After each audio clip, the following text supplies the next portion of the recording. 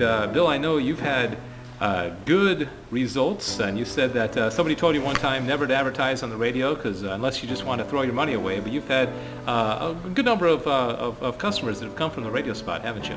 I sure have, yes. I do remember that conversation. I had another friend of mine that is a business owner at a totally different business, but I was asking him some of the better marketing venues to get into. Newspaper, he had mixed results with that and this and that. We talked about all the different venues out there, internet and everything else. And I mentioned that I was thinking about radio, and he said, well, now if you've got too much money and you want to throw some away, you go ahead and advertise on radio.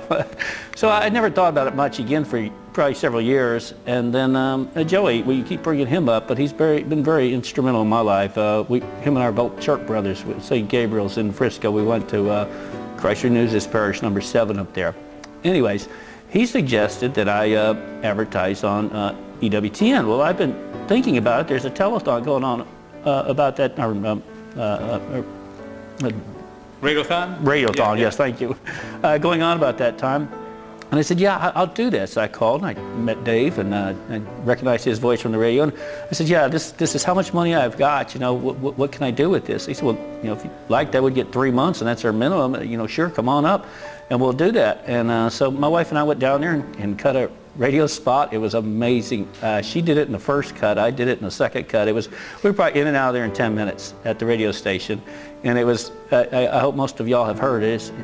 But anyways, it lasted 3 months, and I called him up to ask him what we needed to do to keep it going, and we talked about it, and that was 2 years ago. I think I just renew every year now with you. It's just like that. But the customers, the EWTN customers that come in the front door, I love to hear customers. They walk in the door and they say, I heard you on the radio. I just know right then we're going to have a great relationship.